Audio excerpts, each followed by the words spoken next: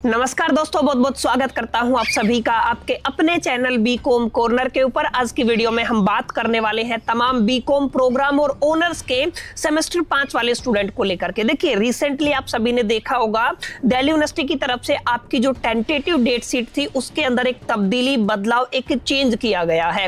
हालांकि इससे पहले जो डेट शीट दिल्ली यूनिवर्सिटी की तरफ से रिलीज की गई थी, चाहे बात आप रेगुलर की कर लीजिए, चाहे बात आप एसवाई वाले बच्चों की कर लीजिए, चाहे बात आप एनसीवेब वाले बच्चों की कर लीजिए, आप सभी को इससे पहले कुछ समय पहले टेंटेटिव डेट शीट दी गई थी। और जहां तक आप लोग पिछले कुछ सालों का जो पैटर्न है दिल्ली यूनिवर्सिटी का उसको एनालिसिस करते हैं तो आप लोग पाएंगे दिल्ली यूनिवर्सिटी ने जब जब टेंटेटिव डेट शीट को रिलीज किया है तो उसी के इर्द गिर्द आपकी फाइनल डेट शीट रहती है। लेकिन अब की बार दिल्ली यूनिवर्सिटी की तरफ से एक बड़ा स्टेप लिया गया। बड़ा स्टेप क्या लिया गया? जो tentative date sheet Delhi university की तरफ से रिलीज की गई थी उसके अंदर अमेंडमेंट किया गया, उसके अंदर चेंज किया गया है और एक बार फिर से जो टेंटेटिव डेट शीट थी उसको रिवाइज करके आप सभी को दे दिया गया है।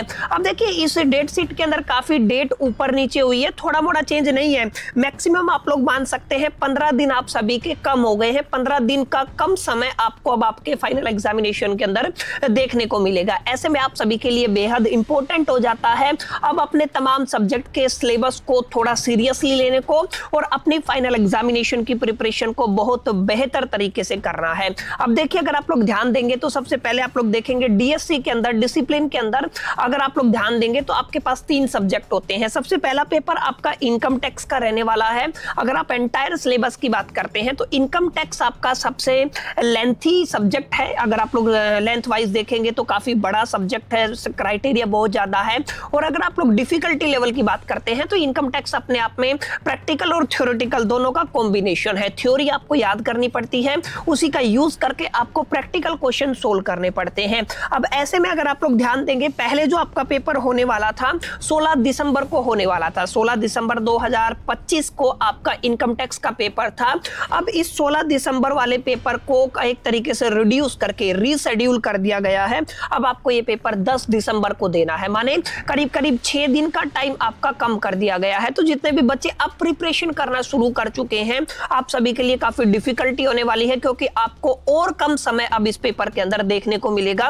और सबसे पहला पेपर ही सबसे डिफिकल्ट सब्जेक्ट का है, तो आप लोग ये मान के चल सकते हैं कि काफी प्रॉब्लम आपको यहाँ पे रहने वाली है। क्योंकि अगर आप लोग तीसरे सेमेस्टर के अंदर होते या पहले सेमेस्टर के अंदर होते तो आपको इतना डिफिकल्टी नहीं होता, क्योंकि वहां पे अगर आपको ईआर देखने को मिलता तो आपके पास ऑप्शन थे। लेकिन अब अगर आप लोग लास्ट ईयर के अंदर है ग्रेजुएशन की, अगर आप लोग आखिरी ईयर के अंदर है तो आप सभी को थोड़ा सा सतर्क रहने की जरूरत है, क्योंकि अब आपको मौका नहीं मिलेगा। अगर अभी ईआर आता है तो फिर आपका फ्यूचर एक तरीके से काफी अंधेरे की तरफ जा सकता है। इस चीज को आपको सीरियसली लेना है। आपने पहले 4 सेमेस्टर में क्या किया है इससे कोई फर्क नहीं पड़ने वाला। और अगर आप अपने सीनियर से बात करके देखेंगे, आपने जो भी फ्रेंड्स है उनसे बात करेंगे तो आप लोग पाएंगे 5वें सेमेस्टर के अंदर मैक्सिमम जो ईआर आती है, मैक्सिमम रीअपीयर आता है, वो आपको इनकम टैक्स के अंदर ही देखने को मिलता है। ये एक ऐसा सब्जेक्ट है जिसमें आपको टू द पॉइंट चलना पड़ता है।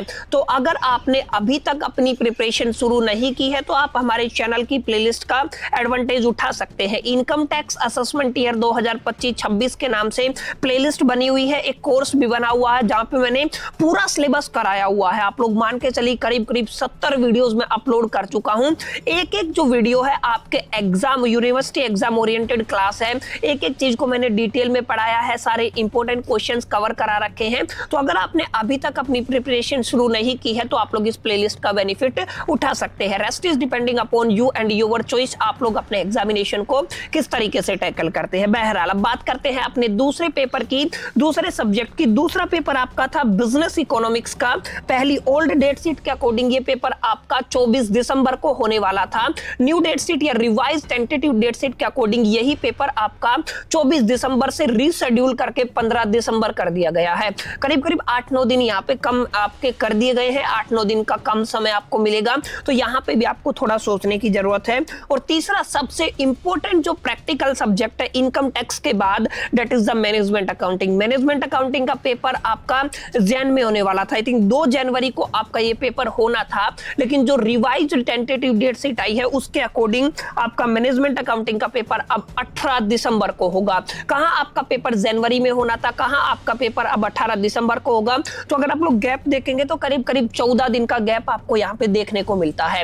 इसका मतलब हर एक पेपर के अंदर 6 दिन, 9 दिन और 14 दिन कम कर दिए गए हैं।